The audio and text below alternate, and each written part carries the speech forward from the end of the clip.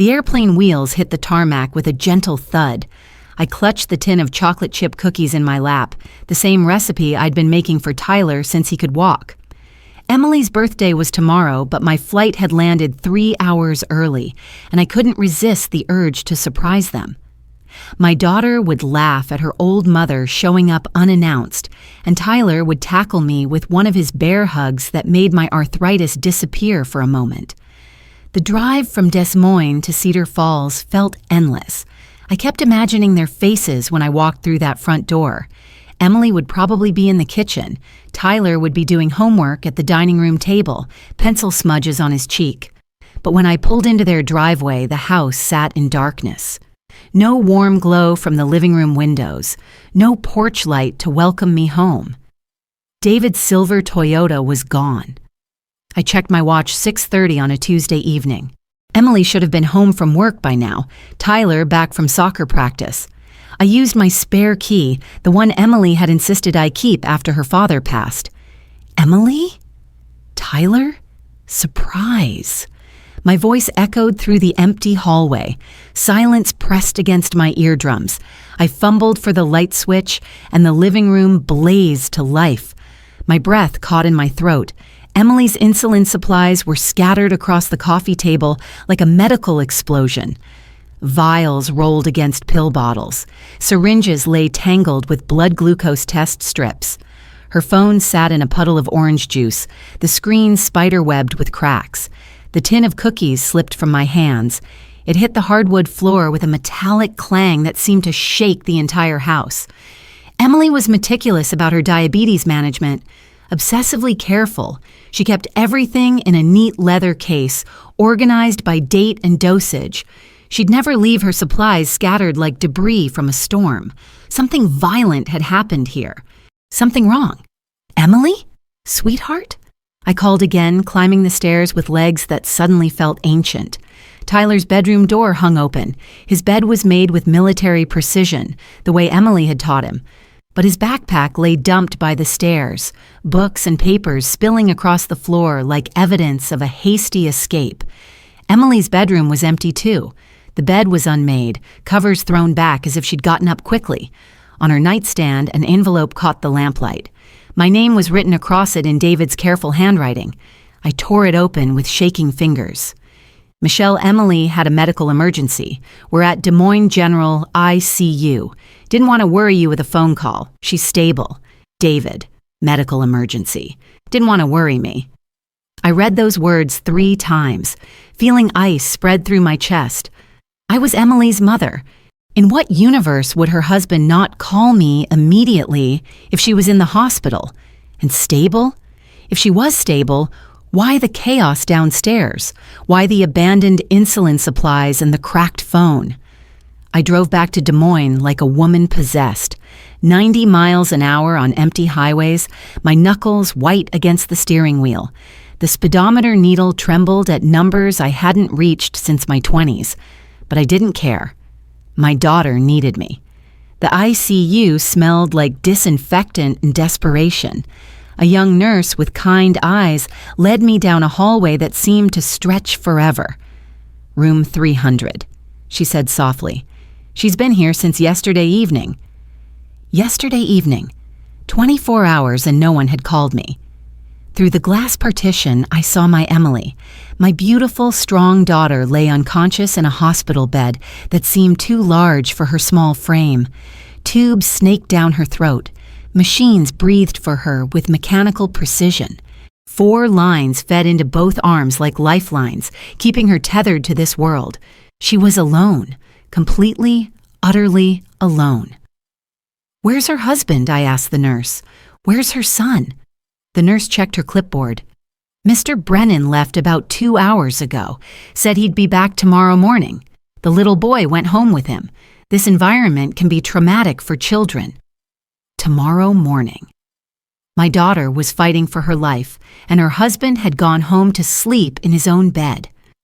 I sank into the plastic chair beside Emily's bed. Her face was swollen, pale as the hospital sheets.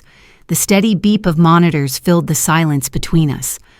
On the bedside table sat a single wilted carnation, the kind you grab from the hospital gift shop when they're closing. Emily hated carnations. She'd always preferred daisies, bright and cheerful like her smile. David had brought her flowers 6 times over 5 years of marriage, and somehow he'd chosen the one flower she couldn't stand. I reached for Emily's hand. Her fingers were cold, limp in mine.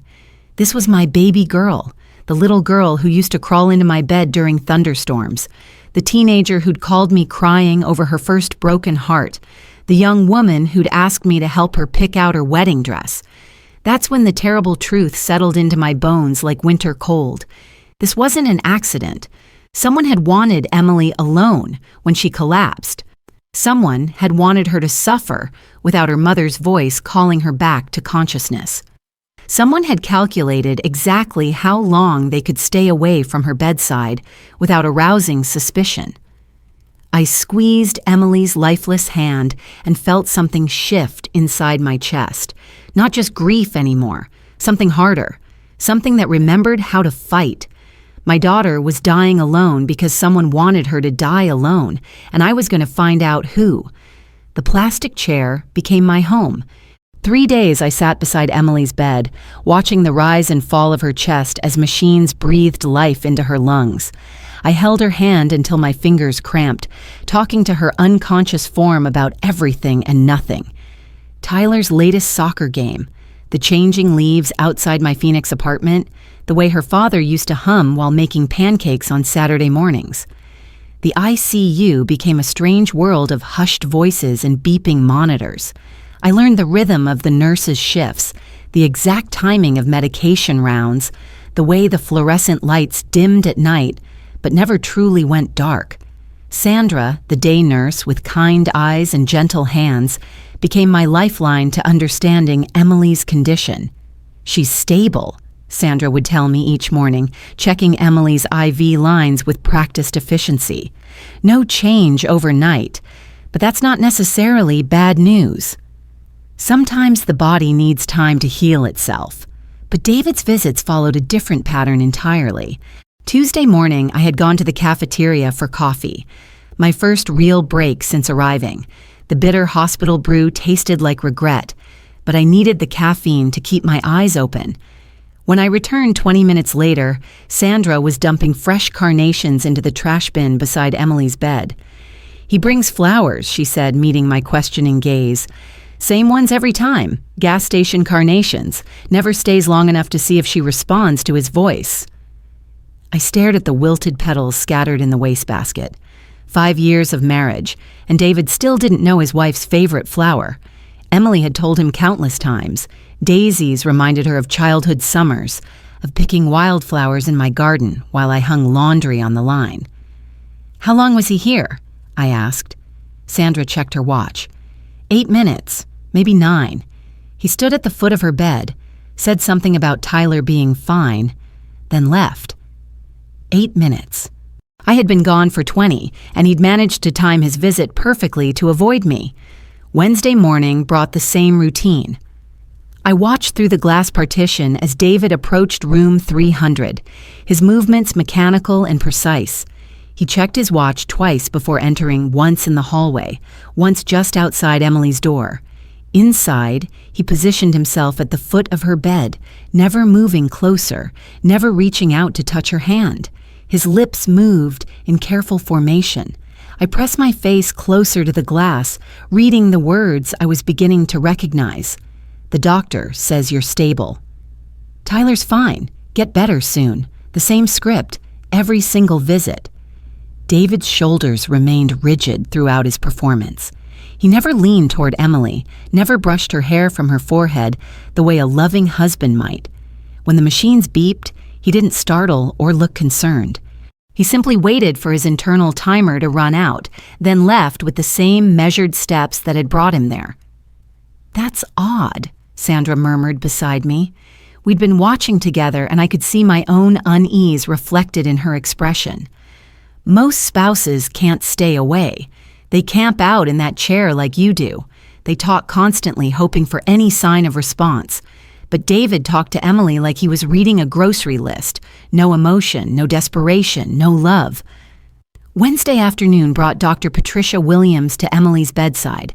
Emily's endocrinologist was a woman my age, with silver hair pulled back in a practical bun and intelligent eyes behind wire-rimmed glasses.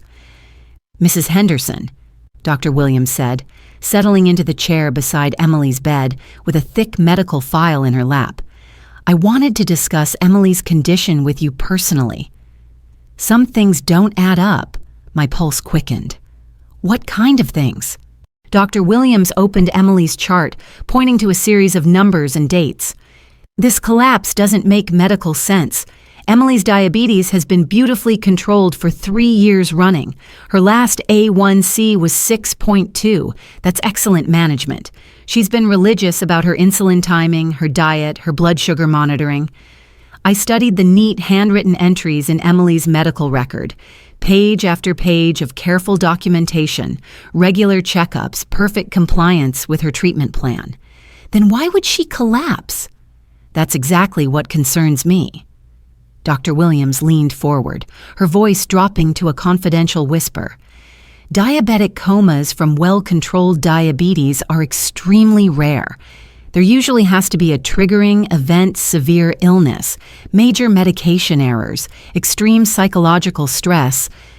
She paused, studying Emily's pale face, or deliberate insulin manipulation. The words hit me like ice water. "You mean someone could have done this to her on purpose?" Dr. Williams nodded grimly. "Too much insulin can cause exactly this type of collapse. The symptoms would come on quickly: confusion, sweating, loss of consciousness. If someone knew Emily's insulin routine, knew exactly when and how much she typically took." She didn't need to finish the sentence. Someone with intimate knowledge of Emily's medical routine could have turned her life-saving medication into a weapon. That afternoon, I began organizing Emily's belongings with the methodical precision of a woman who'd spent 40 years grading papers and catching inconsistencies. David had brought a small overnight bag from home: Emily's purse, a change of clothes, her phone charger. Everything a concerned husband would think to pack for his unconscious wife. But Emily's purse told a different story.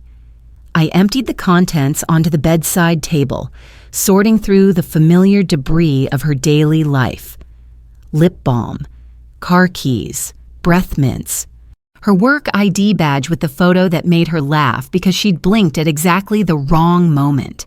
And tucked behind her driver's license, folded small enough to almost disappear, a piece of paper that made my hands shake. Life insurance policy summary. The header read Pacific Life Insurance Company in bold blue letters. Emily's name, David's name as beneficiary, and a coverage amount that made me sit down hard in that plastic chair. $500,000. I read the date 3 times to make sure I wasn't mistaken. September 15th, 6 weeks ago. Emily's coverage had been increased from $50,000 to $500,000 just 6 weeks before her mysterious collapse. My teaching instincts kicked in, the same careful observation skills I'd used to catch students who thought they could outsmart me. I pulled out my phone and called Janet Morrison, Emily's insurance agent. Janet and I had served on the church hospitality committee together for 15 years. If anyone would give me straight answers, it would be her. "Oh, Michelle." Janet's voice was warm with genuine sympathy when she answered. "I heard about Emily. How is she doing?" "She's stable, but it's been difficult."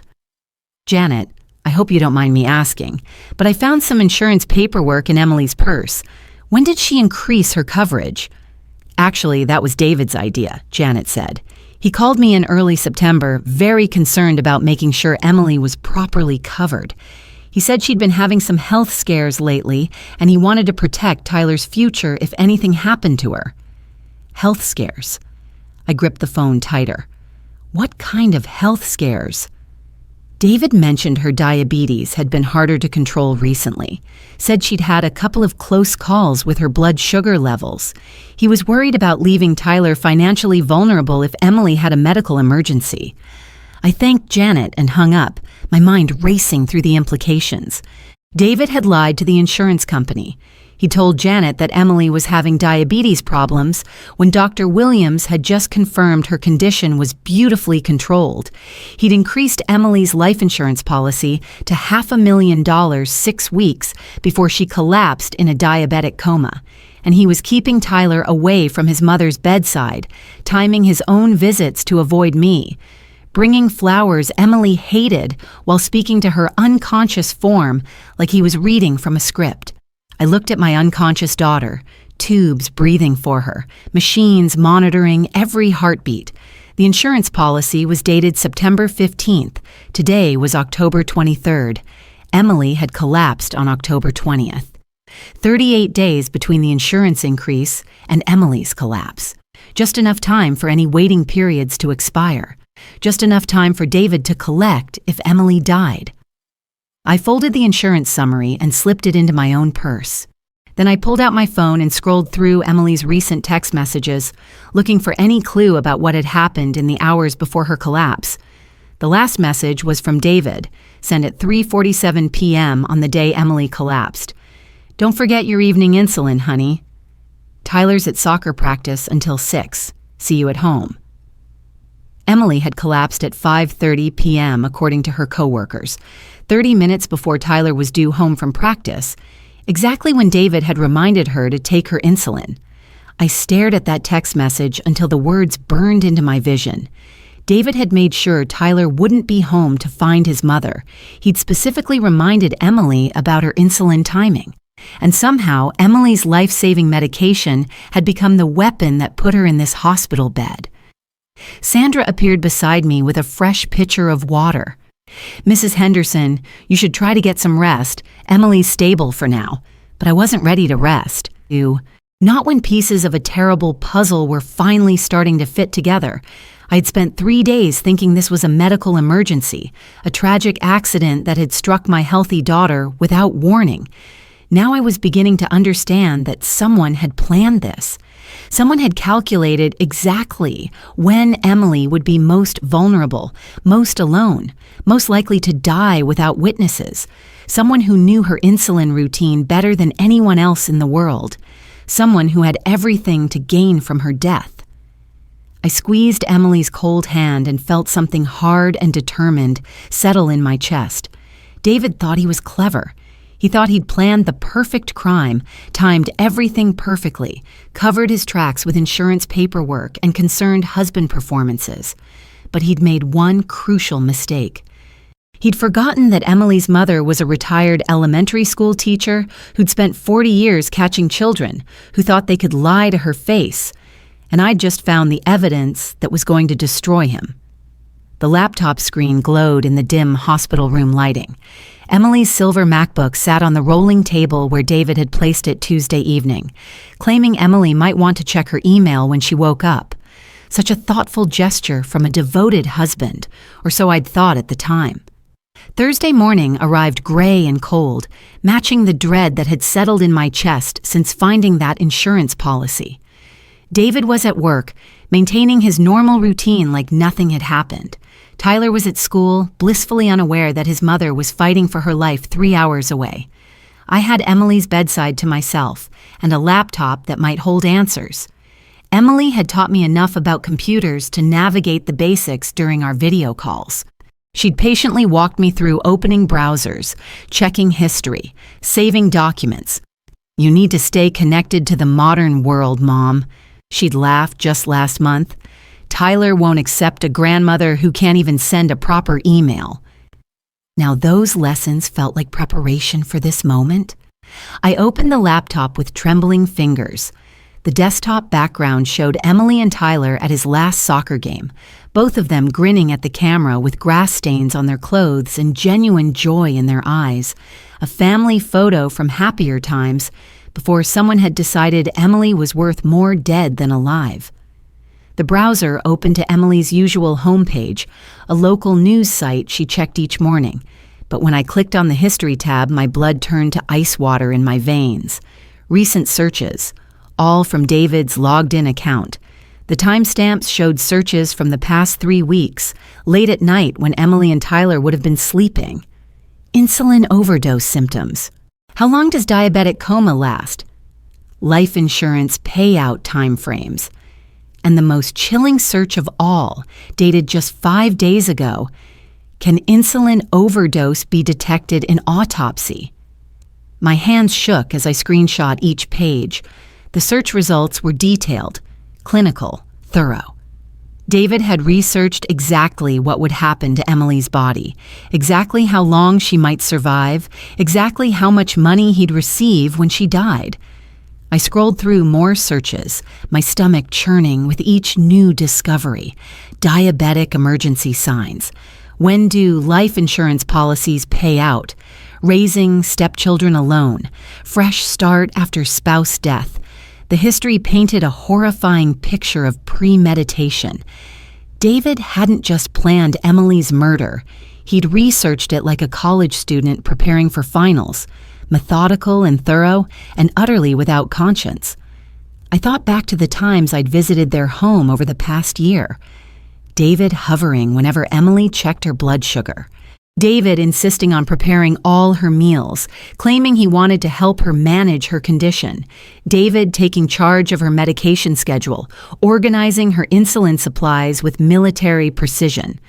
I'd called it devotion. I told my friends how lucky Emily was to have such an attentive husband. Those memories felt poisonous now. I saved all the screenshots to a flash drive I found in Emily's work bag. Evidence. Cold digital proof that someone had planned my daughter's destruction with the clinical detachment of a research project. The laptop snapped shut with a sound like breaking bones. I needed to understand more about what David had been doing in the days before Emily's collapse. And I knew exactly where to start. Emily's workplace provided the first piece of the puzzle I hadn't known was missing. Lincoln and Associates Accounting occupied the second floor of a modest brick building downtown, the kind of family-run business that formed the backbone of small Iowa communities. Linda Miller had been Emily's supervisor for 3 years, a sharp woman with kind eyes who genuinely cared about her employees. Mrs. Henderson, Linda's voice was carefully controlled when she answered her office phone. "How is Emily doing?" "She's stable, but still unconscious." "Linda, I hope you don't mind me asking, but I'm trying to understand what happened the day Emily collapsed. Can you walk me through her schedule?" Linda's pause stretched long enough to make me nervous. "Mrs. Henderson, there's something I probably should have mentioned to the paramedics, but David asked me not to worry you with unnecessary details." My grip tightened on the phone. What kind of details? David called here Tuesday morning before Emily collapsed. He wanted to know her exact schedule, when she usually took her insulin break, what time she'd be alone in the office. He said he was planning a surprise lunch for her birthday. Emily's birthday was still 2 days away, and she'd collapsed at 2:15 p.m. exactly when Linda said Emily always took her afternoon insulin break. Did he seem normal when he called? I asked. Honestly? He seemed unusually interested in the medical details, asked specifically about her insulin timing, whether she ever missed doses, if anyone else was ever around when she took her medication. I thought it was sweet that he was so concerned about her health routine. My stomach clenched. David hadn't been planning a surprise lunch. He'd been planning the perfect time and place for Emily to collapse alone, with no immediate help, during the exact window when an insulin overdose would be most effective. "Linda, has David called since Emily's been in the hospital?" Another long pause. "Mrs. Henderson, I probably shouldn't tell you this, but yes, he called yesterday morning asking about Emily's life insurance through the company. Wanted to know if it would pay out in case of..." She trailed off. "In case she died," I finished. He seemed very concerned about the paperwork, the timing requirements, whether Tyler would be covered as a dependent. "Mrs. Henderson, Emily's been in the ICU for 4 days. Most husbands aren't thinking about insurance policies when their wives are fighting for their lives." But David wasn't most husbands. David was a man who'd spent weeks researching the perfect murder weapon and timing Emily's death down to the minute. After hanging up with Linda, I followed a hunch that made my skin crawl. Cedar Falls only had one funeral home Riverside Funeral Services, run by Mrs. Patterson, a woman I'd known from church for 20 years. If David was planning Emily's death, he might have made preparations there, too. Mrs. Patterson's voice was warm with sympathy when she answered, "Oh, Michelle, I heard about Emily. How terrible. I've been praying for her recovery." "Thank you, Mrs. Patterson. I actually have a strange question. Has David been in to see you recently?" "Why, yes, just yesterday afternoon. Such a thoughtful man, coming in to prearrange everything. He said Emily had always been very specific about her final wishes, wanted to make sure everything was handled properly if the worst happened." My vision blurred. Yesterday afternoon. Emily had been in the ICU for exactly 24 hours, and David was already shopping for caskets. Did he select specific arrangements? Oh yes, very detailed. Closed casket service, immediate cremation, no viewing. He said Emily was very private and wouldn't want people seeing her in that condition. He even picked out the urn, simple, inexpensive. Said Emily would have wanted the money to go toward Tyler's education instead. Closed casket, immediate cremation. No chance for anyone to examine Emily's body too closely or ask uncomfortable questions about what had really killed her. Mrs. Patterson, did David seem grieved during this meeting? Her hesitation told me everything. Well, Michelle, I've been in this business for 30 years. I've seen grief in all its forms. David seemed more businesslike than heartbroken. Very focused on the practical details, the costs, the timeline. Some people handle grief that way, of course, but most loving husbands didn't plan their wives' funerals while those wives were still fighting for their lives. I thanked Mrs. Patterson and hung up, my hands shaking with rage. David had choreographed every detail of Emily's death. The timing, the location, the aftermath. He'd reduced my daughter's life to a series of logistical problems to be solved efficiently and profitably. Back in Emily's hospital room, I began searching through her belongings more thoroughly. The purse David had brought from home contained the usual debris of daily life, but I examined every item with the careful attention of a teacher grading final exams. Tucked into the zippered interior pocket, wedged so deep I almost missed it, was a small notebook with a plain black cover. My fingers pulled it free, and I opened it with growing horror. David's handwriting filled every page. Neat, methodical notes written in blue ink, medical observations, insulin timing charts, blood sugar level recordings that didn't match the numbers I'd seen Emily log in her own diabetes journal. One entry, dated 3 weeks ago, made me grab the bedside rail for support. Each morning, insulin can increase by 10 units without immediate symptoms. Evening dose more dangerous neighbors might hear if she calls for help. He'd been experimenting, testing how much extra insulin Emily's body could handle before she showed signs of distress. Using my daughter as a test subject for murder. Another entry written in the same clinical tone, Tyler at sleepover Friday night. Best opportunity for evening dose adjustment. Need to disable glucose monitor alarm first. E depends on it for overnight lows. David had been planning this for weeks. Calculating Emily's vulnerabilities, mapping Tyler's schedule, ensuring he'd have the perfect opportunity to kill her without witnesses or interruption. The entries grew more detailed as they progressed. Notes about Emily's work schedule, her insulin routine, her trust in David's management of her medical care. Page after page of a predator studying his prey with scientific precision. The final entry was dated October 19th, one day before Emily's collapse. My hands trembled as I read David's neat handwriting. Insurance waiting period expires tomorrow. Tyler's soccer practice until 6 p.m. E always takes evening insulin at 5:30 p.m. sharp. Time to finish this. I clutched the notebook against my chest, understanding finally flooding through me like ice water. This wasn't a crime of passion or a medical accident. This was calculated murder. planned with the methodical precision of a man who'd studied every detail of his victim's life to find the perfect moment to end it.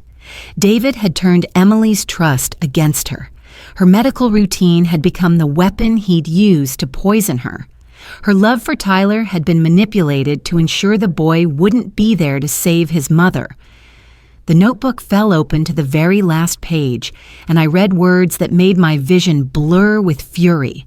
If questioned, play the grieving widower. Michelle won't suspect anything. She always thought I was perfect for Emily. Keep visits short and emotional. Bring flowers to maintain appearance.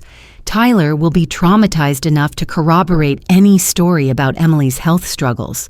Start fresh. In 6 months, Kansas City has good opportunities for a single father with life insurance money. David had planned my daughter's murder, and he'd planned to use my grandson as a prop in his grieving widower performance. I looked at Emily lying unconscious in that hospital bed, machines breathing for her, and felt something hard and implacable settle in my chest. For 4 days, I'd been the worried mother, the helpless bystander, the woman who depended on doctors and nurses and other people to save her daughter. But I'd spent 40 years teaching children, and in all that time, I'd never met a cheating student I couldn't catch. David thought he was clever, thought he'd planned the perfect crime, thought he could manipulate a grief-stricken old woman into believing his lies. He'd forgotten that this grief-stricken old woman had decades of experience catching people who thought they were smarter than everyone else. I slipped the notebook into my purse alongside the insurance papers and the screenshots of David's research. Evidence was mounting, piece by damning piece. But David was still free, still playing the devoted husband, still planning to collect his blood money and disappear with Tyler to start his new life.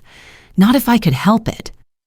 I squeezed Emily's hand and whispered against her ear, "Mama's going to get justice for you, sweetheart, and I'm going to make sure David never hurts another soul." The notebook had revealed David's plan in horrifying detail, but it had also revealed something else, something David had written with the confidence of a man who believed he'd thought of everything. Michelle's too trusting to be a threat. Women her age don't understand modern technology or financial crimes. Easy to manage if she gets suspicious. David had made the same mistake every cocky student I'd ever caught had made. He'd underestimated his teacher. Time to show him exactly how wrong he was. The evidence spread across Emily's hospital bed table, like puzzle pieces waiting to form a complete picture. David's notebook, the insurance papers, screenshots of his murderous research. Each item told part of a story I was finally beginning to understand, but I needed professional help to see the whole truth. Friday morning, I called my nephew Michael in Des Moines. Michael had been a police sergeant for 15 years, the kind of cop who saw through lies and half-truths with the same precision I'd used to catch cheating students. But I couldn't trust the local Cedar Falls police. David coached Tyler's Little League team with half the department, including Chief Morrison's son. They'd known David for years as the devoted stepfather, the helpful neighbor, the man who brought donuts to practice and remembered every child's birthday.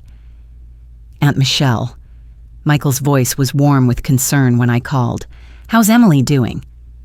"She's stable. But Michael, I need a favor. I need to talk to a detective who doesn't know David personally, someone discreet." Michael's pause told me he understood the implications. "What's going on? I can't explain over the phone. Can you recommend someone you trust? Someone who specializes in complex family situations?" Detective Laura Mitchell, Des Moines PD, Financial Crimes Division. "She's good, Aunt Michelle, really good. And she won't take David's word for anything just because he's a local hero." Friday afternoon, Detective Mitchell walked into Emily's hospital room carrying a leather portfolio and wearing the kind of sharp-eyed expression that reminded me of myself when I'd suspected a student of plagiarism. She was younger than I'd expected, maybe 40, with dark hair pulled back in a practical ponytail and the sort of quiet confidence that came from years of uncovering other people's lies. "Mrs. Henderson," she said, settling into the visitor's chair with professional efficiency, "Sergeant Morgan said you had some concerns about your daughter's condition." I spread the evidence across the bed table, David's notebook open to the most damning entries, the insurance papers, the printed screenshots of his research. Laura studied each item with the methodical attention of someone who'd seen evil disguised as normalcy before. "This is quite a collection," she said finally, her voice carefully neutral. "How did you come across these materials?" I explained about finding the notebook in Emily's purse, about the laptop research, about David's premature funeral planning and insurance inquiries. Laura took notes in a small pad, asking pointed questions about timelines and David's behavior patterns. "Mrs. Henderson," Laura said when I finished, "I need to tell you something that might be difficult to hear. I ran David Brennan's name through our database before coming here today. He was married before. His first wife, Rebecca, died in Colorado Springs 5 years ago." The room seemed to tilt around me. First wife? David told Emily he'd never been married, said she was his first love, his only love. Laura's expression darkened. Rebecca Brennan, age 29, died in her home from what was ruled a diabetic emergency. David moved to Iowa 6 months later. That's where he met your daughter. My hands gripped the bedside rail. Emily wasn't David's wife. She was his second victim. "The Colorado death was ruled accidental," Laura continued, "but Rebecca's family always believed something was wrong. Her diabetes had been perfectly controlled for years. Sound familiar?" The pieces clicked together with horrifying clarity. David was a serial killer who specialized in diabetic women. He'd perfected his method with Rebecca, learned from any mistakes, then moved to a new state to find his next target. Emily had fallen in love with a predator who'd been hunting her from the moment they met. "Did Rebecca have life insurance too?" I asked, though I already knew the answer. $200,000. David collected it all. Used the money to relocate to Iowa, establish a new identity as a grieving widower looking for a fresh start. Laura closed her notebook. "Mrs. Henderson, I think your daughter was very specifically targeted." Saturday and Sunday blurred together as Laura's investigation revealed the full scope of David's planning. She worked with financial crimes investigators, insurance fraud specialists, and the Colorado authorities who'd handled Rebecca's case. The picture that emerged made me physically sick. David had been systematically draining Emily's finances for months. 3 credit cards opened in Emily's name, maxed out with cash advances totaling nearly $50,000. Emily's savings account money she'd carefully put aside for Tyler's college education had been steadily emptied through small withdrawals that wouldn't trigger automatic alerts. "He's got gambling debts," Laura explained on Sunday afternoon, showing me bank statements that painted a picture of David's secret life. Online poker, sports betting, some high-stakes private games in Kansas City. He's been bleeding money faster than he could steal it from Emily. But the most chilling discovery came when Laura traced David's recent real estate activities. He'd not only been planning Emily's death, he'd been planning his and Tyler's immediate disappearance afterward. The house Emily and Tyler live in? It's already listed with a realtor in Kansas City. The listing was scheduled to go live next week, right after Emily's planned funeral. David's got a job lined up there too, and an apartment lease signed. He's been preparing to vanish with Tyler the moment he collects the insurance money. I stared at the paperwork Laura spread across the hospital table. Lease agreements, job applications, school enrollment forms for Tyler in Kansas City elementary schools. David had orchestrated every detail of Emily's murder and their subsequent escape. "Tyler doesn't know any of this?" I asked. Laura's expression grew grim. "David's been preparing him psychologically. We interviewed Tyler's soccer coach, his teacher, some neighbors. David's been telling people that you're getting too old to be around children, that Emily's medical problems have been stressing you out, that Tyler needs to move on from his mother's side of the family. The manipulation ran deeper than I'd imagined. David hadn't just been planning to kill Emily, he'd been systematically erasing her entire family from Tyler's life, ensuring the boy would have no one to turn to except his stepfather.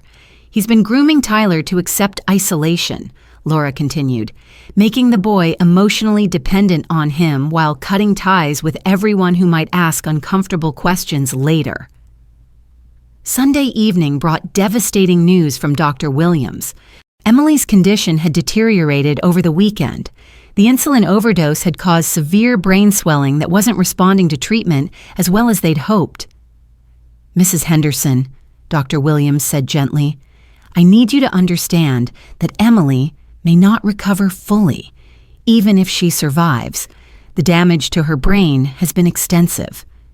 That night, for the first time since I'd arrived at the hospital, David brought Tyler to visit Emily. I watched through the glass partition as David guided my grandson to his mother's bedside, positioning the boy carefully where I could see them both. David knelt beside Tyler, his hand resting on the child's shoulder in what looked like a gesture of comfort. But I could see the pressure he was applying, the way Tyler's small body tensed under his stepfather's grip. "Say goodbye to Mommy," David whispered, loud enough for me to hear through the glass. "She's very sick. She might not get better." Tyler's face crumpled. He reached toward Emily's hand with desperate fingers. "Mommy, can you hear me?" David caught Tyler's wrist, pulling him back gently but firmly. "Don't touch her, son. You might hurt her. The doctors said she needs rest." My heart shattered watching my grandson struggle against David's restraint, wanting nothing more than to hold his mother's hand. David was using Tyler's love for Emily as another weapon, twisting the boy's natural desire to comfort his mother into fear of causing more harm. "When is Mommy coming home?" Tyler asked, his voice small and broken. David's pause was calculated, theatrical. "I don't know, buddy. Maybe she won't. Maybe it's just going to be you and me from now on." Tyler began to cry, deep, heartbroken sobs that echoed through the ICU hallway.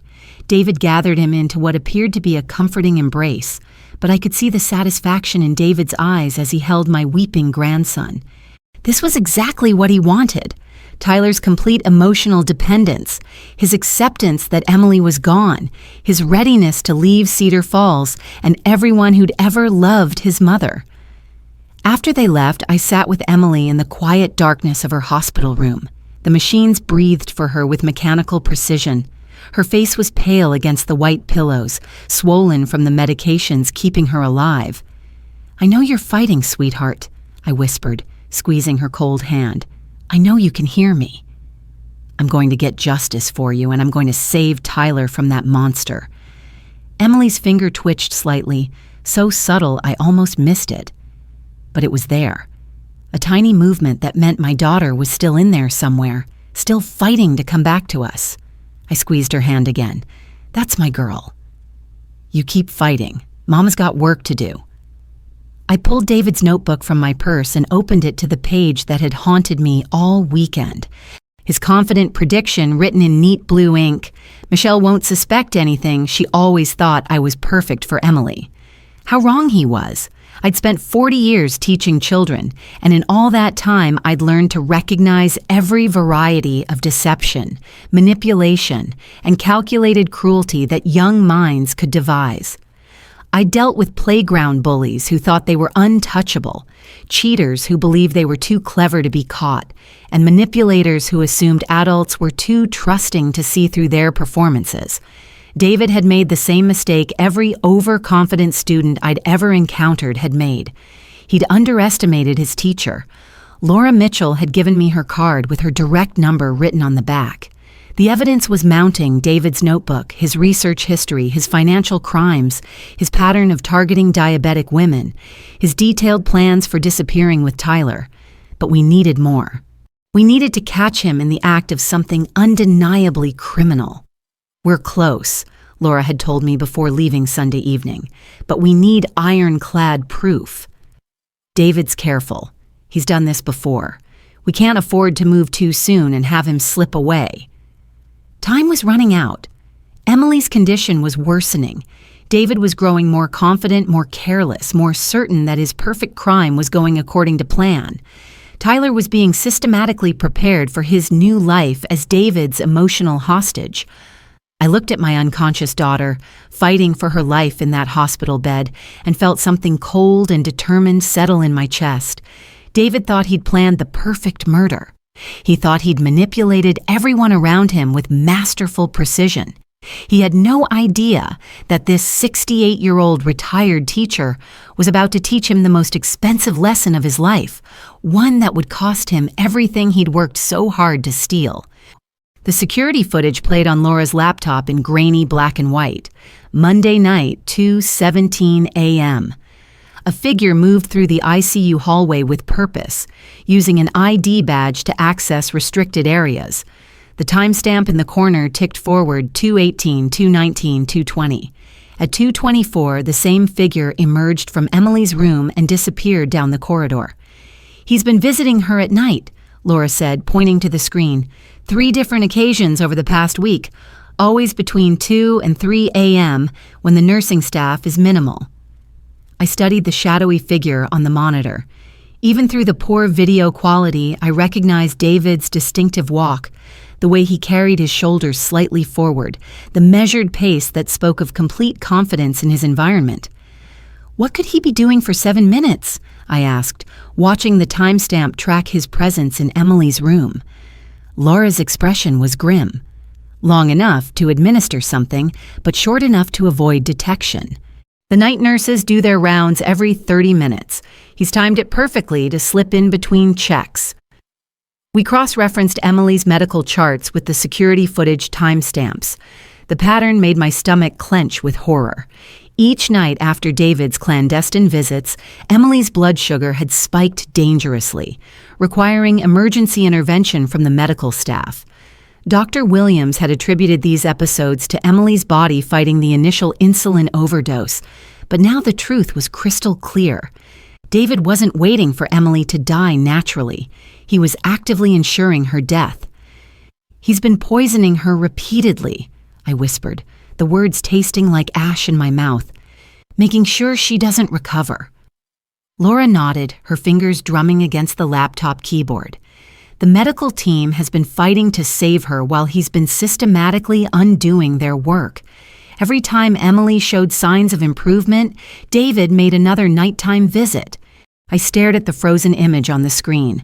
David's silhouette paused outside Emily's room, checking his watch with calculated precision. My daughter had been fighting for her life against not just her medical condition, but against a monster who visited her bedside in the darkness to ensure she never woke up. Tuesday afternoon, I positioned myself in the hospital parking garage, my heart hammering against my ribs as I waited beside David's silver Toyota. In my purse, I carried a printed copy of Rebecca Brennan's obituary information Laura had provided from the Colorado authorities. The paper felt like a weapon in my hands. When the elevator doors opened and David emerged, his step faltered slightly at seeing me standing by his car. He recovered quickly, his expression shifting into the concerned husband mask he wore so well. "Michelle," he said, approaching with what appeared to be genuine warmth. "Any change in Emily's condition today?" I held up the obituary, letting him see Rebecca's photograph and the details of her death. "I found this interesting reading," I said, my voice steady despite the adrenaline coursing through my veins. "Your first wife, Rebecca." Funny how Emily never mentioned you'd been married before. The transformation was instantaneous and terrifying. David's face drained of color, then flushed deep red. His mouth opened slightly, then snapped shut. For just a moment, the caring husband mask slipped completely away, and I saw the cold, calculating predator underneath. "I don't know what you're implying, Michelle," he said, but his voice had changed entirely. Harder. Colder. The warm familiarity was gone, replaced by something that made the hair on my arms stand up. "Rebecca's death was a tragedy. I don't like to talk about it." I stepped closer. "I'm sure you don't. Especially since you used the same method on both wives. Insulin overdose. Make it look like an accident." David's hands clenched into fists at his sides. His jaw worked silently, as if he were chewing words too dangerous to speak aloud. "You're a crazy old woman," he finally said, but the venom in his voice belied any pretense of grief-induced confusion. "Grief is making you paranoid." "Am I?"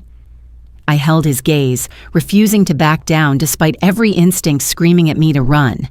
"Then you won't mind if I ask Detective Mitchell to look into Rebecca's death a little more closely?" The mask didn't just slip, it disintegrated entirely.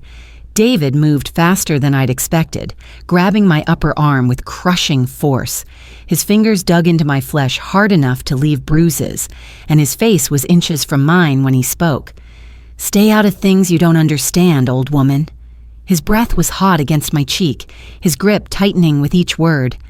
"Emily's going to die anyway. Tyler doesn't need his grandmother filling his head with lies about his father." I didn't flinch, though my arm throbbed under his grip. "There's the real David. Emily's going to recover, and you're going to prison." For a heartbeat, I thought he might hit me. His free hand twitched, his jaw clenched, and something murderous flickered in his eyes.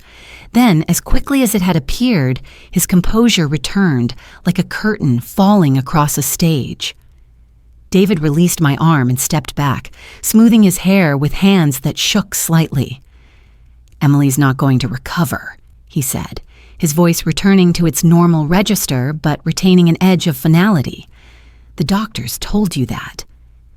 And when she dies, Tyler and I will be starting fresh somewhere far away from meddling relatives." He unlocked his car with deliberate calm, got inside, and drove away without another word. I stood in that concrete parking garage, rubbing my bruised arm and knowing with absolute certainty that I'd just signed Emily's death warrant. David would accelerate his timeline now. Whatever he'd been planning for Emily's final visit, it would happen tonight. Laura moved with military precision once I called her from the parking garage. Within 2 hours, she'd coordinated with hospital security to install hidden cameras in Emily's room and positioned undercover officers throughout the ICU. A female detective took the night nurse's station, while 2 others posed as maintenance workers in the hallway. "If he knows we're on to him, he might run," Laura warned as we finalized the surveillance plan. "We need him to make his move so we can catch him in the act." I insisted on maintaining my normal routine, staying visible in the family waiting area to preserve the illusion that I suspected nothing beyond a grieving mother's paranoia. Tyler was conveniently absent. David had sent him to stay with his sister in Kansas City that afternoon, claiming Emily was getting worse, and it wasn't appropriate for children to be around. The hospital settled into its quiet night rhythm around 11 p.m. I positioned myself in the uncomfortable family waiting room chair, pretending to doze while maintaining a clear view of the ICU entrance through the glass partition. My phone was set to silent, but I could feel it vibrating against my leg whenever Laura sent updates from her command post in the security office. The fluorescent lights dimmed to their nighttime setting, casting long shadows down the ICU hallway. Visiting hours had ended, and the only sounds were the soft beeping of monitors and the occasional whisper of nursing staff making their rounds. At 1:47 a.m., my phone buzzed with a text from Laura. "He's in the building. 3rd floor. Stay where you are." My heart hammered against my ribs as I maintained my sleeping pose, keeping my breathing slow and even while every nerve in my body screamed with tension. Through the glass partition, I could see down the ICU hallway toward Emily's room.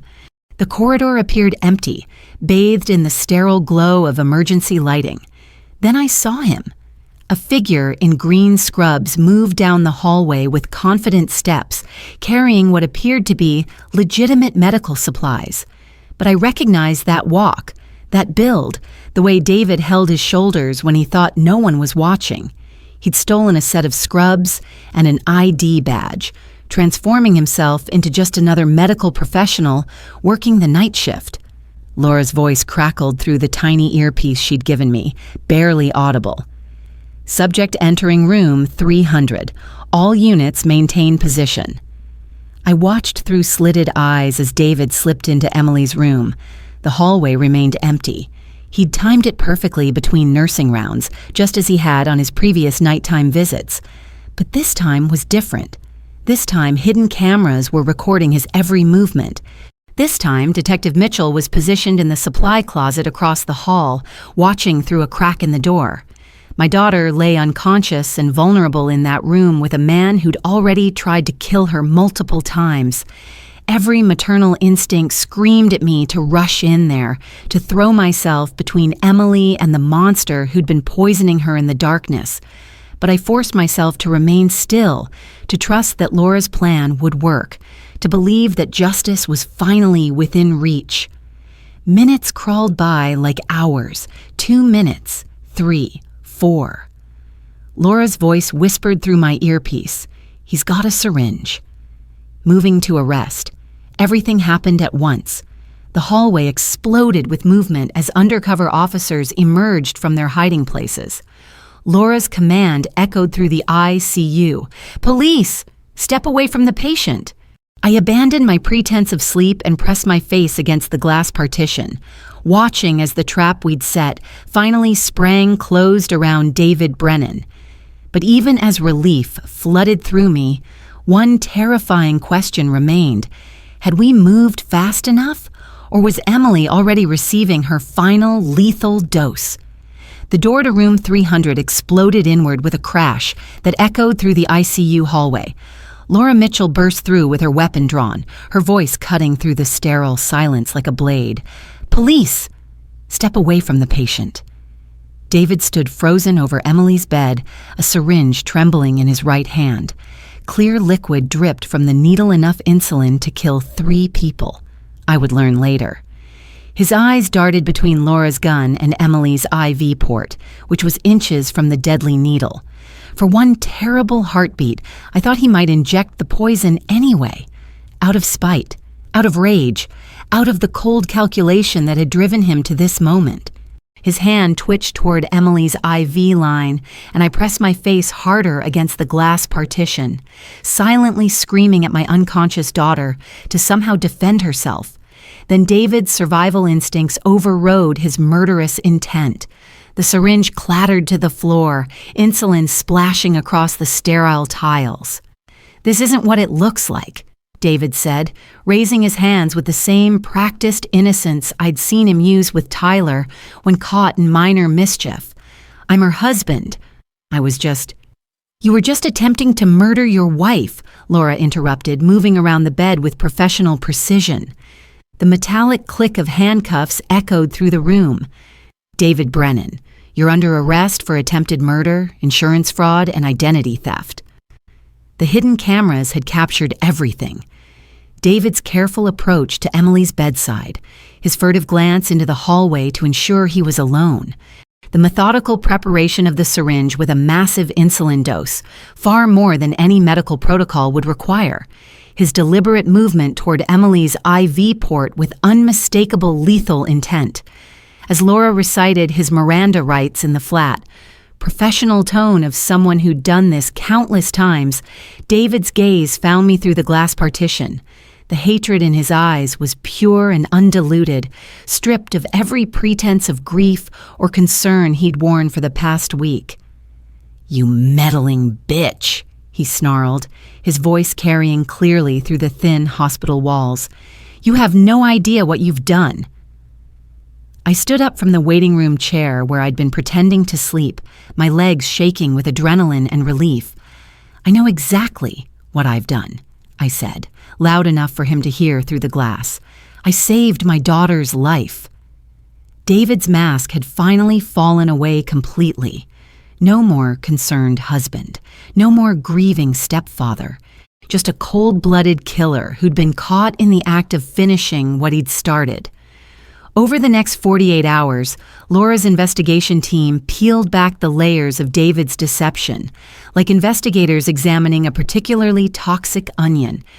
Each new revelation made me more grateful that I'd returned home unannounced that Tuesday evening, and more horrified by how close we'd come to losing everything. The insulin in the syringe David had prepared contained enough concentrated poison to kill 3 adults Emily's size. His plan, according to the detailed notes police found in his apartment, had been to administer the lethal dose and then sit vigil beside Emily's bed, playing the devastated husband as she slipped away forever. But David's apartment revealed secrets that went far beyond simple murder for insurance money. Spread across his kitchen table like a macabre business plan were detailed documents outlining Tyler's future, a future that would have been tragically short. He was planning to kill Tyler, too, Laura told me during one of our debriefing sessions, her voice heavy with disgust. Not immediately, but within a year or two. Make it look like suicide, a traumatized boy who never recovered from losing his mother. The evidence folders Laura showed me contained research into remote boarding schools, institutions where a grieving father could place his traumatized son and visit rarely without raising suspicion. David had calculated Tyler's usefulness down to the month long enough to collect sympathy and avoid suspicion, short enough to eliminate the only witness to his previous crimes. Tyler would have been dead before his 10th birthday, Laura continued. David had it all mapped out. The grieving father, overwhelmed by loss, unable to save his stepson from his own despair. The financial crimes alone would have sent David to prison for decades. He'd forged Emily's signature on multiple insurance documents, including one policy she'd never even known existed. He'd used Rebecca's maiden name to open fraudulent credit accounts, stealing her identity even in death to fund his new life with Emily. Most damning of all, investigators in Colorado had reopened Rebecca's case with fresh eyes and advanced forensic techniques. David's fingerprints, overlooked 5 years ago, were found on Rebecca's insulin vials, clear evidence that he'd tampered with her medication just as he'd done with Emily's. He's a serial killer, Laura said bluntly. He specializes in diabetic women because insulin is hard to detect, and diabetic emergencies are easy to fake. Rebecca and Emily weren't his wives, they were his victims. On Thursday morning, 3 days after David's arrest, Dr. Williams brought me the news I'd been praying for since this nightmare began. Emily's brain activity is increasing significantly, she said, unable to hide her professional excitement. We're going to try reducing the sedation today and see if we can bring her back to consciousness. I sat beside Emily's bed, holding her cold hand as the medical team slowly reduced the drugs that had been keeping her in an artificial coma. Her face looked smaller against the white pillows, pale and swollen from the medications and the trauma her body had endured. But her chest rose and fell with her own breath now, the mechanical ventilator finally removed. At 2:30 p.m., Emily's eyelids fluttered, then opened. "Mom?" Her voice was barely a whisper, cracked from days of intubation. "What happened? Where's Tyler?" Tears I'd been holding back for a week finally spilled down my cheeks. "Tyler's safe, sweetheart," I managed through my sobs. "You're going to be okay. Everything's going to be okay now." Emily's eyes moved slowly around the ICU room, taking in the machines, the IV lines, the evidence of her week-long fight for survival. "I feel terrible. Why am I in the hospital? David?" The question came out so softly I almost missed it, but the trust in Emily's voice broke my heart all over again. "David can't hurt you anymore, honey," I said, squeezing her hand gently. "He's never going to hurt you again." As Emily gradually regained her strength over the following days, I carefully explained what had happened: the insulin overdose, the insurance policies, the murder attempts, the plan to kill Tyler. Each revelation hit Emily like a physical blow, but instead of breaking her spirit, the truth seemed to forge something harder inside my gentle daughter. He was going to kill Tyler, too. Emily's voice shook with a fury I'd never heard from her before. "My baby! He was going to murder my baby?" "Tyler doesn't know any of this," I assured her quickly. "He thinks you had a medical emergency. We can keep it that way if you want." Emily gripped my hand with surprising strength for someone who'd been unconscious for a week. "No," she said firmly. "Tyler needs to know the truth, age appropriately, but he needs to know. I won't let David manipulate my son with lies anymore." I smiled through my tears. This was the Emily I'd raised, strong, determined, fiercely protective of those she loved. David thought he'd chosen a victim, but he'd underestimated the steel core beneath Emily's gentle exterior. David's lawyer, James Patterson, was exactly what I'd expected. Slick, expensive, and morally flexible. During the preliminary hearings, he painted me as a paranoid old woman whose grief had twisted her perception of reality. He claimed I'd manipulated evidence, coached witnesses, and constructed an elaborate conspiracy theory to explain away Emily's tragic medical emergency. "Mrs. Henderson is clearly suffering from stress-induced delusions," Patterson argued before the judge. "She's taken a series of unfortunate coincidences and built them into this fantasy of premeditated murder. My client is a grieving husband whose wife nearly died from a diabetic emergency, but the evidence was overwhelming and undeniable. The hidden camera footage showed David clearly attempting to inject Emily with a lethal insulin dose. His fingerprints were all over the murder notebook and the syringe. The financial crimes were thoroughly documented and traced through multiple states and institutions." Most devastating to Patterson's defense, Colorado investigators had found David's diary from 5 years ago. Pages of the same methodical planning, the same cold calculations about insurance payouts and timing that had characterized his plot against Emily. Patterson's carefully constructed defense crumbled under the weight of 2 premeditated murders, separated by 5 years and 1,000 miles. During the preliminary hearing, David sat quietly at the defendant's table while prosecutor after prosecutor laid out the evidence against him. His expensive suit couldn't hide the prison pallor he'd already developed, and his hands shook slightly whenever Tyler's name was mentioned. The turning point came when Tyler testified about David's behavior in the weeks before Emily's collapse. My grandson, now safe with me and slowly recovering from the psychological trauma, spoke clearly and bravely about David's strange questions regarding his mother's medication, about David suggesting Tyler should say goodbye to Mommy, about David's excited talk of moving far away where sad memories couldn't follow them. When Tyler finished his testimony, David finally broke. He lunged toward the witness stand, his carefully maintained composure exploding into raw fury. "You little ungrateful brat," he screamed, fighting against the bailiffs who moved to restrain him. "I gave you everything. I was going to be your father." The courtroom erupted. Judge Morrison banged her gavel repeatedly while the bailiffs wrestled David back to his seat. But the damage was done. Every person in that courtroom had seen the real David Brennan. Violent, entitled, utterly without remorse for the children he'd planned to destroy. I watched from the gallery as they dragged him away, still screaming threats and accusations at Tyler, at me, at anyone within earshot. This was the man who'd sat at my Christmas table just 10 months ago, who'd called me Mom and promised to love Emily forever.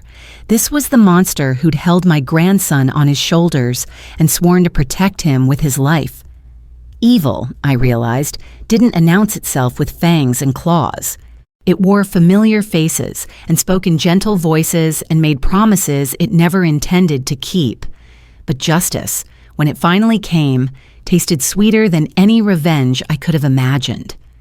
As the bailiffs hauled David through the courtroom doors, still ranting about ungrateful families and meddling old women, I felt something settle in my chest that had been twisted and painful for weeks. Not just relief, though that was part of it. Not just satisfaction, though David's exposure brought that too. It was the knowledge that my teacher's instincts, the same skills I'd used to catch lying students for 40 years, had saved not just Emily's life, but Tyler's future. David had planned the perfect crimes, but he'd made one fatal miscalculation. He'd underestimated a mother's love and a grandmother's determination to protect her family. Now, as I prepared to leave the courthouse and return to Emily's bedside, where she was growing stronger every day, I carried with me the evidence folders that would put David away forever, and the quiet pride of knowing that sometimes justice wasn't just served cold. Sometimes it was served by a 68-year-old retired teacher who'd learned long ago that the most dangerous predators were the ones who looked like everybody else. Camera flashes exploded like lightning as I helped Emily navigate her wheelchair through the courthouse entrance. Reporters pressed against the police barriers, shouting questions that blurred together into white noise. How does it feel to catch a serial killer? What was your first clue? Do you think there are other victims? The media circus had started the day after David's arrest and grown larger with each revelation. "The Black Widow husband," screamed the headline of one tabloid. "The insulin killer," declared another. Cable news programs dissected every detail of David's crimes with the hungry fascination of vultures picking over carrion. I hated the attention, hated the way strangers felt entitled to our tragedy, hated seeing Emily's medical crisis turned into entertainment for people eating breakfast and watching the morning shows. But Emily surprised me with her response to the media storm. "Other women need to know," she told me from her hospital bed one morning, watching a news report about David's crimes. David wasn't unique. There are other men out there doing this to wives they're supposed to love. Laura Mitchell had discovered the full scope of David's hunting ground during her investigation. His laptop contained dating profiles on multiple websites, specifically targeting people with diabetes support groups, medical forums, social networks for people managing chronic conditions. The digital breadcrumbs painted a horrifying picture of systematic predation. He was building a pipeline, Laura explained to us during one of her visits to Emily's hospital room. David was corresponding with 3 other women in different states, using exactly the same playbook he'd used with Emily. Laura showed us printed emails that made my skin crawl. David expressing excessive concern for these women's health. David gently suggesting they might want to increase their life insurance coverage. David offering to help them manage their medication schedules with the same false tenderness he'd shown Emily. "There's a woman named Jennifer in Ohio," Laura continued, "recently diagnosed with type 1 diabetes. No family nearby. Just started dating a man who sounds exactly like David's persona. We contacted her yesterday." My hands clenched involuntarily. Had he already started poisoning her? Not yet, but she'd given him keys to her apartment. He'd been helping with her insulin supplies for 2 weeks. If Emily had died on schedule, Jennifer would have been his next victim within 6 months. The thought made me physically sick. How many women might David have killed if I hadn't decided to surprise Emily that Tuesday evening? How many families would have been destroyed by his calculated cruelty? Emily's recovery became front-page news when she agreed to appear on national television, sharing her story with a strength that amazed me. Her voice was still weak from the intubation, but her message was clear. Trust your instincts, question controlling behavior, and never let anyone isolate you from the people who love you. The publicity brought unexpected consequences. Other families began coming forward with suspicions about their own loved ones' deaths. A woman in Florida whose diabetic sister had died suddenly after marrying a man who handled all her medical care. A family in Oregon whose daughter's accidental insulin overdose had never made sense to them. Laura's unit found themselves reopening cases across multiple states, following a trail of convenient deaths that all shared David's signature characteristics: diabetic women, recent life insurance increases, controlling husbands who managed their medical care. Emily was stronger than I'd given her credit for. She embraced her role as a survivor and advocate with the same determination she'd shown in fighting for her life. David's own family crumbled under the weight of his exposed crimes. His sister Karen, who had been babysitting Tyler the night of David's arrest, held a press conference outside the courthouse to publicly disown her brother. "I trusted him with my nephew," she told the gathered reporters, her voice shaking with anger and shame. "I thought David was a good man who'd suffered tragedy with Rebecca's death." Now I realize Rebecca was murdered too, and I helped him cover it up by believing his lies. Karen's words hit me harder than any reporter's question. How many of us had enabled David's crimes simply by accepting his carefully constructed story? How many red flags had we overlooked because we wanted to believe in his grief, his devotion, his love for Emily? The most heartbreaking visitor to Emily's hospital room was David's mother, Patricia Brennan. She arrived on a rainy Thursday afternoon, her gray hair disheveled and her eyes red from crying. This woman had raised the monster who'd tried to destroy my family, but looking at her grief-stricken face, I felt only pity. "I raised a monster," Patricia whispered, settling into the visitor's chair with trembling hands. "I don't understand how." "He was such a sweet little boy. He brought me flowers on Mother's Day. He cried when our dog died. I reached out and squeezed her hand gently. Evil isn't something you can see coming, Patricia. It hides itself very well." Patricia's tears fell steadily as she spoke. "I want you to know everything I have is going to Emily and Tyler. David won't see a penny of inheritance. I'm liquidating everything, the house, the savings, all of it. And I'm setting up a foundation to help victims of domestic violence." She pulled a tissue from her purse with shaking fingers. "Rebecca's parents are helping me organize it. We should have listened to them years ago when they said something was wrong about David's story. We chose to believe him instead of trusting their instincts. The foundation would be called Rebecca's Voice," Patricia told us, dedicated to helping women recognize the signs of medical manipulation and domestic abuse. It felt like a small light emerging from the darkness David had created. But the most devastating blow to David came from an unexpected source. Tyler, now 9 years old and attending therapy sessions to process his trauma, had written a letter that would be read aloud during David's sentencing hearing. The letter was brief, written in Tyler's careful handwriting on notebook paper decorated with soccer ball stickers. "Dear David, I thought you loved my mom and me. I don't understand why you hurt her. I don't want to see you anymore. I have a new dad now. Grandma Michelle says real dads protect mommies. They don't hurt them. I hope you learn how to be nice in jail. Tyler." The simplicity of Tyler's words carried more power than any prosecutor's argument.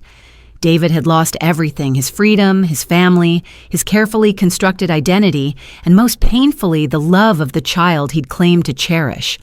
The sentencing hearing drew crowds that overflowed the courthouse. Emily insisted on attending, using her wheelchair but determined to face David one final time. I sat beside her, Tyler on my other side, holding hands as a family that had survived David's attempt to destroy us. Rebecca's parents had flown in from Colorado, finally getting the justice they'd been denied 5 years ago. Patricia Brennan sat in the back row, weeping quietly as she prepared to watch her son receive his punishment. Judge Catherine Morrison commanded the courtroom with the authority of someone who'd seen every variety of human evil in her 30 years on the bench. She looked at David with undisguised disgust as she prepared to deliver his sentence. "Mr. Brennan," Judge Morrison said, her voice carrying clearly through the packed courtroom, "in 30 years on this bench, I have rarely encountered such calculated evil. You didn't simply attempt to murder 2 wives, you tortured them psychologically first, making them doubt their own health, their own sanity, their own worth." David sat perfectly still at the defendant's table, his expensive suit unable to hide the prison pallor he'd developed over the past months. His hands remained folded in his lap, but I could see the slight tremor that betrayed his fear. "The premeditation here is staggering," Judge Morrison continued. "You researched methods of murder with the thoroughness of a graduate student. You increased insurance policies while planning funerals. You prepared to eliminate an innocent child to cover your crimes." Emily squeezed my hand as Judge Morrison delivered the words we'd all been waiting to hear. "For the attempted murder of Emily Brennan, I sentence you to life in prison without possibility of parole. For the murder of Rebecca Brennan, I sentence you to life in prison without possibility of parole, to be served consecutively. For the financial crimes and the conspiracy to commit murder against Tyler Brennan, I add an additional 50 years to your sentence." The gavel fell with finality.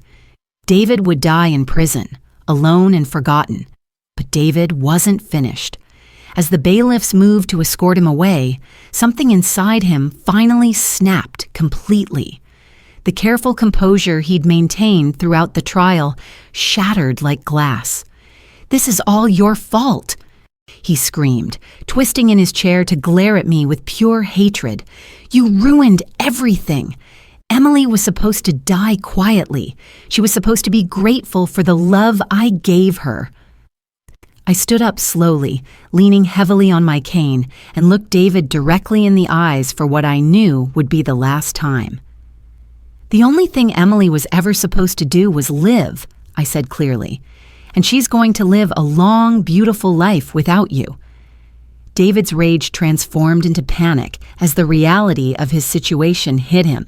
"Emily, Emily, please," he screamed, reaching toward her with desperate hands. "I love you. I did everything for us, for our family." Emily wheeled her chair closer to the defendant's table, close enough that David could see her face clearly. The bailiffs held him back as he strained toward her with outstretched fingers. "David," Emily's voice was steady and strong, carrying a power I'd never heard from her before. "You never loved me. You don't even know what love is. Real love protects. Real love nurtures. Real love doesn't plot murder in secret journals. I gave you everything." David was sobbing now, his composure completely destroyed. "I took care of you. I managed your medicine. I protected you. You poisoned me," Emily said simply, her words cutting through his protests like a blade. "You tried to kill our son. You murdered Rebecca. That's not love, David. That's possession. And you never possessed me. You just made me think you did." The bailiffs dragged David away as he continued screaming protests of love and innocence, his voice echoing through the courthouse hallway until the heavy doors cut off his cries. The sound of those doors closing felt like the final chapter of a nightmare that had consumed our lives for months. I sat back down beside Emily, feeling a deep satisfaction settle in my chest. Justice had been served. Emily was alive and growing stronger every day. Tyler was safe and beginning to heal from his trauma. But more than that, Emily had found her voice. The gentle, trusting woman who'd nearly been murdered by her husband had transformed into someone stronger, someone who would never be a victim again. David Brennan had tried to destroy our family, to erase Emily from the world and steal Tyler's future. Instead, his evil had forged us into something unbreakable 3 generations, united by love and tempered by survival. As we left the courthouse that day, walking through the gauntlet of reporters and cameras, I carried with me the knowledge that evil had touched our family and lost. David's careful plans had crumbled against a mother's love and a teacher's instincts. He'd thought he was the predator in our story. But in the end, he'd discovered that some prey fight back, and when they do, the hunter becomes the hunted. The chocolate chip cookies smelled exactly like home. I stood in Emily's kitchen 1 year after David's sentencing, watching my daughter guide Tyler's small hands as he carefully dropped spoonfuls of dough onto the baking sheet. The same recipe I'd been carrying in that tin when I discovered David's crime, now being passed to another generation. Emily moved more slowly than before, her body still recovering from months of systematic poisoning, but she moved with purpose now, with a strength that came from surviving the unthinkable. The gentle woman who'd almost died in that ICU bed had been forged into something harder, more resilient. 12 women have left dangerous relationships because of our work, Emily told me, rolling out fresh cookie dough beside Tyler. 12 women who might have ended up like Rebecca or like I almost did. Rebecca's voice had grown beyond our wildest hopes. Emily's nonprofit organization helped women recognize the signs of medical manipulation and domestic abuse, providing resources and support to those trapped in relationships with controllers and predators. The foundation Patricia Brennan had established used David's inheritance money to fund safe houses, legal aid, and education programs. Tyler, now 10 years old, had bounced back from his trauma with the remarkable resilience of childhood. Therapy had helped him understand that David's actions weren't his fault, weren't his mother's fault, weren't anyone's fault except the man who'd chosen evil over love. "Grandma Michelle," Tyler said, using a cookie cutter to make perfect circles. "My teacher wants to know if you'll come talk to our class about being a detective." I laughed, the sound echoing through Emily's sunny kitchen. "I'm not a detective, sweetheart. I'm just a mother who paid attention." "Same thing," Emily said, wrapping her arms around me in a hug that smelled like vanilla and flour. "You saved my life by paying attention to details everyone else missed." My phone rang. Laura Mitchell checking in with her monthly updates on David's situation. All his appeals had been denied. His attempts to claim prosecutorial misconduct, ineffective counsel, and judicial bias had fallen flat in every court. David would spend the rest of his life in a small concrete cell, his charm and manipulation finally useless. "He's still writing letters to Emily," Laura reported. "Love letters, apology letters, letters claiming he was trying to save her from the pain of living with diabetes. The prison psychologist says he genuinely believes he was acting out of love." I shuddered, imagining David in his orange jumpsuit, still convinced he was the victim in this story. Even facing life in prison, he couldn't accept the reality of his own evil. "Emily doesn't want to see them," I told Laura. "I know. They go straight to the prosecutor's office as evidence of his continued delusion. The parole board will see them too, though David will never get the chance for parole anyway." After hanging up, I watched Emily and Tyler debate the merits of chocolate versus vanilla frosting with the kind of playful argument that makes a kitchen feel like home. This ordinary moment mother and son baking cookies on a Saturday afternoon was exactly what David had tried to destroy. He'd failed completely. Emily's phone buzzed with a text from Michael, her new boyfriend, a widower she'd met through a support group for families affected by domestic violence. He was everything David had pretended to be: gentle, supportive, genuinely caring. He brought Emily daisies every Friday and never once asked to manage her medical care. "He's nothing like David," Emily had told me when they first started dating 6 months ago. "He doesn't try to fix me or control me. He just loves me." I'd been suspicious of Michael at first, watching him with the hyper-vigilant eyes of someone who'd learned that evil could wear the most ordinary faces. But Michael had passed every test I could devise, including the most important one. Tyler adored him without reservation. "The cookies are ready," Tyler announced, pulling a perfect golden batch from the oven with Emily's help. I bit into one while it was still warm, tasting sweetness and safety and the future we'd almost lost. Somewhere in a federal prison, David Brennan sat in his cell, probably writing another delusional letter about love and sacrifice, while guards counted him like an inventory item. Here, in Emily's bright kitchen, filled with laughter and the smell of fresh cookies, real love was teaching a little boy family recipes while his mother planned new ways to save other women from monsters who wore familiar faces.